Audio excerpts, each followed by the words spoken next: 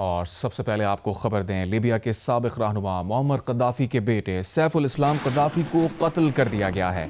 Gaddafi خاندان کے قریبی ذرائع نے تصدیق کر دی ہے۔ عرب میڈیا کے مطابق سیف الاسلام قذافی کا قتل 4 افراد نے کیا، انہیں باغ میں گولی ماری گئی، ملزمان فرار ہو گئے۔ لیبیا کی سرکاری خبر رسائی ایجنسی نے ان کے مشیر عبداللہ عثمان کے حوالے سے ان کی موت کی تصدیق کی ہے۔ سیف الاسلام کو طویل عرصے سے اپنے والد کا جانشین سمجھا جا رہا تھا۔ 2021 میں انہوں نے صدارتی انتخاب میں حصہ لینے کا اعلان کیا، تاہم یہ انتخابات غیر معینہ مدت کے لیے ملتوی کر دیے گئے۔ ایران امریکہ سے ہونے والے جوہری مذاکرات استنبول سے عمان منتقل کرنا چاہتا ہے، علاقائی سفارتکار کا دعویٰ۔ کہا ایران جمعے کو ہونے والے مذاکرات میں صرف جوہری بات چیت پر توجہ چاہتا ہے، علاقائی ممالک کی براہ راست شرکت کا خواہش مند بھی نہیں ہے۔ دوسری جانب امریکی بحریہ نے بحیرہ عرب میں ایران کے ڈرون کو مار گرایا۔ امریکی سینٹ کام کا کہنا ہے کہ امریکی F-35 لڑاکا طیارے نے دفاع میں ایرانی ڈرون کو مار گرایا ہے۔ بحری بیڑے اور اس پر موجود عملے کے تحفظ کے لیے ایرانی ڈرون کو نشانہ بنایا گیا۔ امریکی عہدیدار کا کہنا ہے کہ ایرانی ڈرون بحری بیڑے ابراہم لنکن کی جانب بڑھ رہا تھا۔ ادھر ایران کی مسلح کشتیوں نے آبنائے ہرمز میں امریکی پرچم بردار ٹینکر کو روکنے کی کوشش کی۔ ذرائع میری ٹائم کے مطابق ایرانی کشتیوں نے ٹینکر اسٹینا امپیریٹو کو انجن بند کرنے کا حکم دیا، لیکن ٹینکر نے تیزی سے اپنا سفر جاری رکھا۔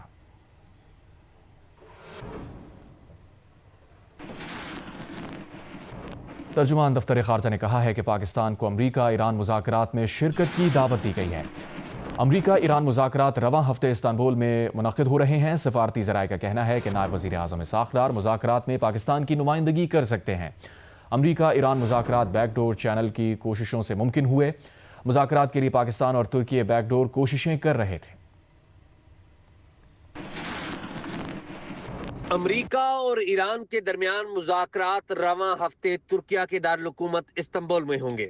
ترجمان دفتر خارجہ طاہر اندرابی نے جیو نیوز سے گفتگو کرتے ہوئے ان مذاکرات میں پاکستان کو بھی شرکت کی دعوت دیے جانے کی تصدیق کی ہے۔ سفارتی ذرائع کا کہنا ہے کہ پاکستان کی طرف سے نائب وزیر اعظم اسحاق ڈار کی شرکت، جبکہ امریکہ کی طرف سے سٹیو وٹکاف اور ایرانی وزیر خارجہ عباس عراقچی کی شرکت کا امکان ہے۔ سفارتی ذرائع کے مطابق استنبول میں ہونے والے امریکہ ایران مذاکرات میں پاکستان کے علاوہ سعودی عرب، قطر، مصر، عمان اور متحدہ عرب امارات کو بھی مدعو کیا گیا ہے، جبکہ ترکی مذاکرات کا میزبان اور سہولت کار ہے۔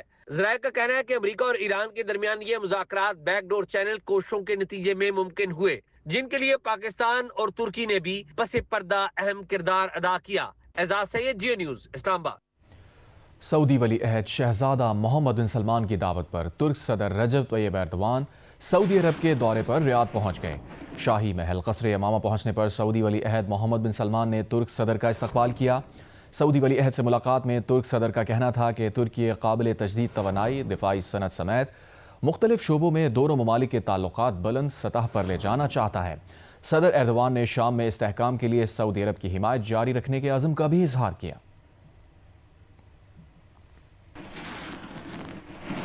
آگے بڑھتے ہیں۔ بلوچستان میں دہشت گردوں کے خلاف 3 دن سے جاری کارروائیوں میں فی الحال ہندوستان کے 197 دہشت گرد ہلاک کر دیے گئے۔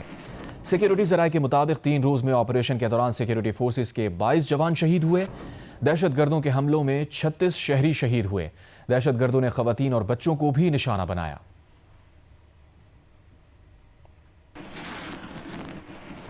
پروگرام کیپٹل ٹاک میں بلوچستان اسمبلی کے رکن صوبائی اسمبلی نواب زادہ زرین مکسی نے دعویٰ کیا ہے کہ بلوچستان میں دہشت گردوں کے خلاف قانون نافذ کرنے والے اداروں کی کارروائی میں مرنے والے دہشت گردوں کی تعداد 200 ہو گئی ہے۔ میزبان حامد میر ٹھوس دستاویزی ثبوت پیش کیے کہ اسرائیل بلوچستان کے راستے ایران میں مداخلت کرنا چاہتا ہے۔ نون لیگ کے زرین مکسی، JUI کے سینیٹر کامران مرتضیٰ اور BAP کے کوہدہ بابر نے اتفاق کیا بلوچستان میں دہشت گردی کی کارروائیوں میں بھارت کے ساتھ ساتھ اسرائیل بھی ملوث ہے۔ ہمارے لا انفورسمنٹ ایجنسیز نے، ہمارے فوج نے جو سوئفٹ رسپانس، کرشنگ رسپانس دیا ہے، وہ دکھاتا ہے کہ ہمارا فوج جو ہے اس پریپیئرڈ، اور ان دہشت گرد یا دہشت گردی کے اوپر there will be a no tolerance policy. اور وہ آپ کیجولٹیز کے اس میں آپ دیکھ لیں کہ تقریباً آج کا جو کاؤنٹ ہے، ٹوٹل کاؤنٹ کوئی 200 ٹیررسٹ جو ہیں مارے گئے ہیں۔ میں آپ کو ٹائمز آف اسرائیل کی ایک سٹوری دکھانا چاہتا ہوں۔ بلوچستان انٹرز اسرائیلی اسٹریٹجک کیلکولس پورا آرٹیکل جو ہے یہ اس میں یہ بتایا گیا ہے کہ why Balochistan is important for Israel, اور اس کی وجہ یہ ہے کہ بلوچستان جو ہے وہ ایران کے بارڈر پہ ہے. بلوچستان میں ڈی اسٹیبلائزیشن پیدا کر کے اسرائیل جو ہے وہ وہاں سے مداخلت کرنا چاہتا ہے ایران میں. ان کا کوئی لو لاس نہیں ہے ہمارے ساتھ، کوئی ہمدردی احساس نہیں ہے. It's purely for their own gains. ہمارے دشمن نہیں چاہتے کہ ہم اکنامک نیوکلیئر پاور ہاؤس بنے. ہمارے دشمن نہیں چاہتے کہ ہم ریجنلی ایک ہیجمون بن جائیں. میں سب سے یہ سوال کرتا ہوں نوجوانوں سے کہ آپ کا کیا اینڈ گول ہے؟ کیا آپ سمجھتے ہیں کہ 1000 1200 500 لوگوں سے کچھ ہوگا؟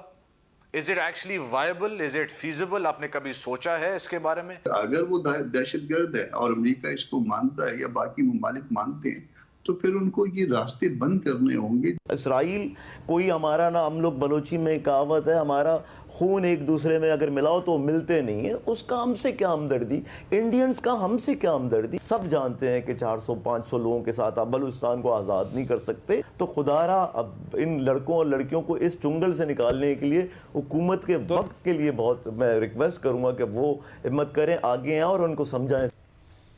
سوئس صدرن نے شب برات پر گیس بند نہ کرنے کا فیصلہ کیا ہے. سوئس صدرن کا کہنا ہے کہ سندھ اور بلوچستان میں آج سحری کے وقت گیس بند نہیں کی جائے گی.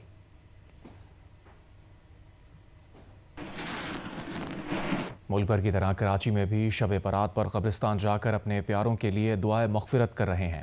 قبرستان کے باہر سیاسی، سماجی اور فلاحی تنظیموں کی جانب سے استقبالیہ کیمپس بھی لگائے گئے ہیں. مزید تفصیلات بتا رہے ہیں جیو نیوز کے نمائندے ولید احمد. شب برات کے موقع پر لاکھوں فرزندان اسلام قبرستان کا رخ کر رہے ہیں، جہاں وہ اپنے پیاروں کی قبروں پر پھول چڑھا رہے ہیں، ان کے لیے دعائے مغفرت طلب کر رہے ہیں، بخشش کی دعا مانگ رہے ہیں اور قرآن پاک کی تلاوت بھی کر رہے ہیں. اس وقت میں طارق روڈ قبرستان میں موجود ہوں، جہاں کافی بڑی تعداد میں فرزندان اسلام آ رہے ہیں اور وہ اپنے بچوں کو بھی ساتھ لا رہے ہیں تاکہ جو عبادت کی روایت ہے وہ آئندہ نسل میں منتقل کی جائے. ہم نے باہر دیکھا کہ پھولوں کی اسٹالز لگے ہوئے ہیں جہاں پھولوں کی خرید و فروخت ہو رہی ہے. ضلعی انتظامیہ کی جانب سے بھی یہاں پر ایک کیمپ لگایا گیا ہے جہاں پر پانی، شربت اور پھولوں کی پتیاں فراہم کی جا رہی ہیں. کے ایم سی کی جانب سے یہاں پر ایک واٹر ٹینکر بھی یہاں پر نصب کیا گیا ہے. جنریٹر بھی اسٹینڈ بائی رکھے ہوئے ہیں. جو لوگوں کے آنے کا یہ سلسلہ ہے یہ رات گئے تک اسی طرح سے جاری رہے گا اور لوگ اپنے پیاروں کے لیے ان کی مغفرت کے لیے دعائیں طلب کرتے رہیں گے. ادھر حیدرآباد میں بھی شب برات کے موقع پر شہریوں نے قبرستانوں کا رخ کیا، اپنے پیاروں کی قبروں پر فاتحہ خوانی اور مغفرت کی دعائیں کی. مزید بتا رہے ہیں نمائندہ جیو نیوز علی نعیم.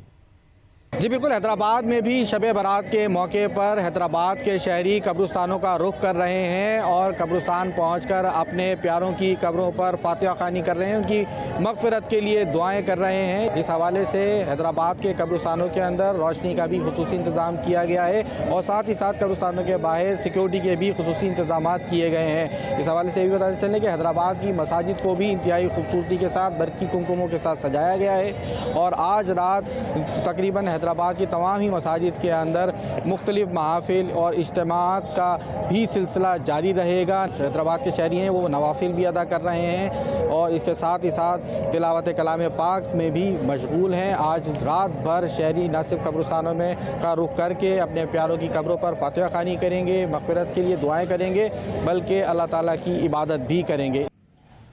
گوجرانوالہ میں شب برات عقیدت و احترام سے منائی جا رہی ہے. شہر بھر کی مساجد میں عبادات کا خصوصی اہتمام کیا گیا ہے. مزید بتا رہے ہیں عثمان خلیل. آج ملک بھر کی طرح گوجرانوالہ میں بھی شب برات عقیدت و احترام کے ساتھ منائی جا رہی ہے. شہر بھر کی مساجد کو برقی کمکموں سے بڑی خوبصورتی سے سجایا گیا ہے. اس وقت میں گوجرانوالہ کی جامعہ مسجد نقشبندیہ ماڈل ٹاؤن میں موجود ہوں، جہاں پر ہم دیکھ رہے ہیں کہ فرزندان اسلام کی بڑی تعداد اس وقت مساجد کا رخ کیا ہے اور یہاں پر درود و سلام کی صدائیں بلند کی جا رہی ہیں اور مختلف علماء اکرام جو ہے اس رات کی فضیلت کے بارے میں بیان کر رہے ہیں. ساتھ میں جو ہے فرزندان اسلام نوافل ادا کر رہے ہیں، قرآن مجید کی تلاوت کی جا رہی ہے اور یہ عبادات کا سلسلہ صبح فجر تک جاری رہے گا. ساتھ میں مختلف مساجد میں لنگر کا بھی اہتمام کیا گیا ہے اور ساتھ میں اگر سیکیورٹی کی بات کی جائے تو پولیس کی جانب سے اس کی مختلف مساجد کے بعد سیکیورٹی کے انتہائی سخت ترین انتظامات کیے گئے ہیں. وزیر خزانہ محمد اورنگزیب کی زیر صدارت کابینہ کی اقتصادی رابطہ کمیٹی کا اجلاس۔ الیکشن کمیشن سے پنجاب، سندھ، بلوچستان اور اسلام آباد میں بلدیاتی انتخابات کے لیے فنڈز پر وضاحت طلب۔ 45 کروڑ 50 لاکھ روپے کی سمری تفصیلات کے ساتھ دوبارہ پیش کرنے کی ہدایت۔ کسٹم سے ضبط شدہ سامان گلگت بلتستان حکومت کو دینے کی منظوری۔ وزیر خزانہ کی زیر صدارت ایک اور اجلاس میں ایگزم بینک کی 2025 پروکیورمنٹ پالیسی کی منظوری دے دی گئی۔ وزیر مملکت برائے خزانہ بلال اظہر کیانی نے کہا ہے کہ عالمی بحرانوں اور جنگی ماحول کے باوجود پاکستان نے سفارتی اور معاشی کامیابیاں حاصل کی۔ دبئی ورلڈ سمٹ میں پاکستان کی سفارتی کامیابیاں واضح نظر آ رہی ہیں۔ جیو نیوز سے بات کرتے ہوئے بلال اظہر کیانی کا کہنا تھا کہ پاکستان نے گزشتہ 2 سال میں معاشی استحکام حاصل کیا۔ جنوری کی برآمدات میں دسمبر کے مقابلے میں 35% اضافہ ہوا۔ دنیا ابھی اس چیز کو اکنالج کر رہی ہے کہ پاکستان نے موجودہ حکومت کے دورانیے میں پچھلے 2 سالوں میں جو معاشی استحکام کا سفر طے کیا ہے، اس کو گزشتہ روز پریزیڈنٹ ورلڈ بینک ادھر اسلام آباد بھی آئے ہوئے تھے، یہاں پر بھی آج میں آیا ہوں، تو ہم نے دیکھا ہے کہ ایک ایکنالجمنٹ ہے کہ پاکستان نے ایک فسکل ڈسپلن دکھایا ہے، معاشی استحکام حاصل کیا ہے، اور اس کے بعد اب جو ہمارا اگلا مرحلہ ہے وہ یہی ہے کہ ہم نے پائیدار اور مستقل طرز پر یا سطح پر ہم نے ایک اکنامک گروتھ لے کے آنی ہے کہ ایک عزم کے ساتھ پرائیویٹائزیشن بھی ہوئی ہے، پی آئی اے کی نجکاری بھی ابھی مکمل ہوئی ہے، اسی عزم کے ساتھ انشاءاللہ باقی بھی جو اکنامک ریفارمز ہیں آپ کو آگے ان پہ پروگریس ہوتی ہوئی نظر آئے گی۔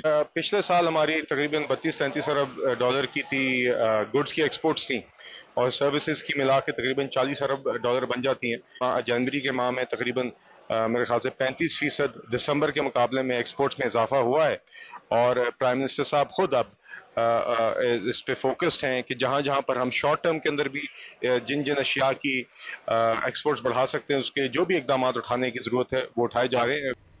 وزیر اعلیٰ پنجاب مریم نواز نے کہا ہے کہ پنجاب میں قانون لا رہے ہیں کہ گٹر کا ڈھکن چوری، خریدنے اور بیچنے والوں کو 1 سے 10 سال قید ہوگی، اور اگر گٹر میں گر کر کسی کی جان گئی تو لاکھوں روپے جرمانہ بھی ہوگا۔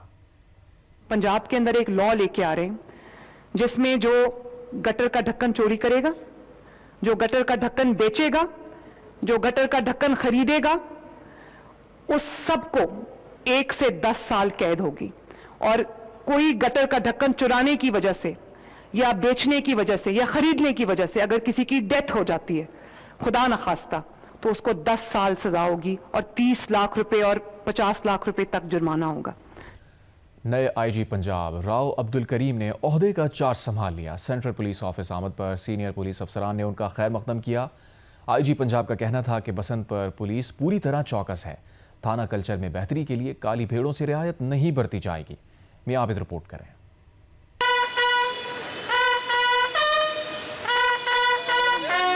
پولیس سروس کے 24ویں کامن سے تعلق رکھنے والے Rao Abdul Karim inspector general of police Punjab تعینات ہونے کے بعد سینٹرل پولیس آفس پہنچے۔ سینئر پولیس افسران نے انہیں خوش آمدید کہا۔ پولیس کے چاقو چوبند دستے نے سلامی پیش کی۔ آئی جی پنجاب نے شہداء کی یادگار پر فاتحہ خوانی کی اور اپنے عہدے کا باضابطہ چارج سنبھال لیا۔ میڈیا سے گفتگو میں راؤ عبدالکریم کا کہنا تھا کہ شہریوں میں احساس تحفظ بڑھا کر پبلک آرڈر کو ہر صورت برقرار رکھا جائے گا۔ آئین کی حکمرانی اور قانون کی مکمل پاسداری یقینی بنائی جائے گی۔ پالیسی بڑی کلیئر ہے، جو کہ ایمانداری کے ساتھ سرکاری کام کرے گا وہ ٹیم کا حصہ رہے گا، جو جس کی ایکٹیویٹیز جو ہیں وہ مناسب نامناسب ہیں وہ ٹیم کا حصہ نہیں رہے گا۔ نئے آئی جی کا کہنا تھا کہ میڈیا معاشرے کے مسائل اور جرائم کی نشاندہی کرتا رہے تاکہ بر وقت اقدامات سے سماج دشمن عناصر کا کلا کما کیا جا سکے۔ رپورٹر احمد فراز کے ساتھ میاں عابد، Jio news, Lahore.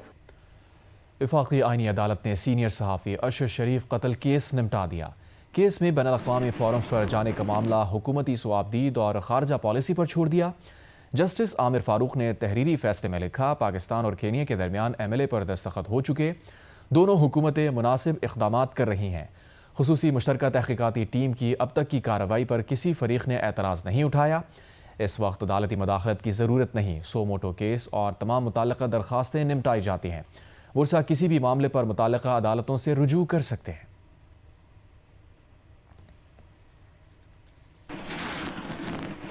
Passport system جدت کے ساتھ 24 گھنٹے نگرانی میں۔ شکرا سسٹم کے ذریعے پاسپورٹ کی درخواست سے لے کر پرنٹنگ اور ڈیلیوری تک پورے عمل کی ریئل ٹائم میں مانیٹرنگ کی جا رہی ہے۔ ڈی جی پاسپورٹ مصطفیٰ جمال قاضی کہتے ہیں شکرا کے ذریعے درخواست کا اندراج، بائیومیٹرک تصدیق، دستاویزات کی جانچ پڑتال، پاسپورٹ کی خود کار پرنٹنگ، کوالٹی چیک اور آخر میں ڈیلیوری تک ہر مرحلہ ریکارڈ ہوتا ہے۔ پاسپورٹ سروسز مکمل محفوظ ہو گئی ہیں، ہر سائبر حملہ ناکام ہوگا۔ مریم نواز رپورٹ کریں۔ پاسپورٹ کے لیے درخواست کب دی، کب بائیو میٹرک کرایا، کب ٹوکن ملا، پاسپورٹ کب پرنٹ ہوا، کس افسر نے ڈیل کیا، پاسپورٹ ڈیلیور کب ہوگا، ہر عمل کی نگرانی اب شکرا کرے گا۔ پاکستان کے پاسپورٹ سسٹم میں یہ جدید ڈیجیٹل پلیٹ فارم متعارف کرا دیا گیا ہے۔ ڈیجیٹل ڈیش بورڈ ہے جس کا ہم نے ایک مین کمپوننٹ تھا جو کہ شکرا کے نام سے ہے، اس مین کمپوننٹ کو ہم نے باقاعدہ ڈپلوائے کر لیا ہے۔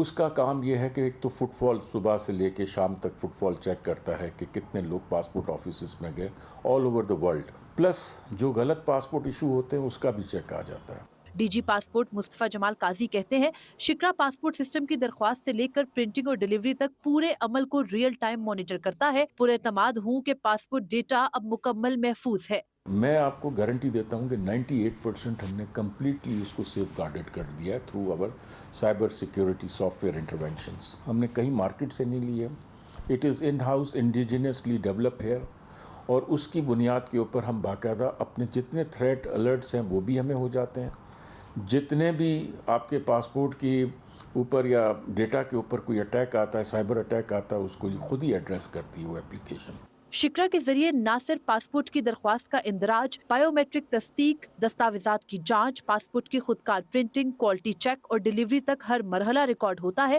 بلکہ سائبر سیکیورٹی اور اے آئی کی مدد سے دنیا بھر میں پاکستانی پاسپورٹ آفیسز کے ڈیٹا اور سیکیورٹی کا ریئل ٹائم نگران ہے۔ کیمرامین ساجد طارق کے ساتھ مریم نواز، جیو نیوز، اسلام آباد۔ گورنر سندھ کامران خان ٹسوری نے کہا ہے کہ قوم شب برات پر پاکستان کی سلامتی کے لیے خصوصی دعائیں کرے۔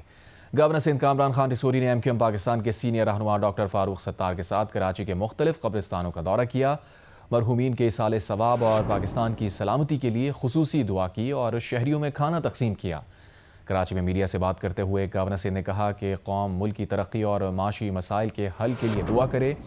دعا ہے پاکستان دہشت گردی سے پاک اور معاشی طور پر مستحکم ملک بنے۔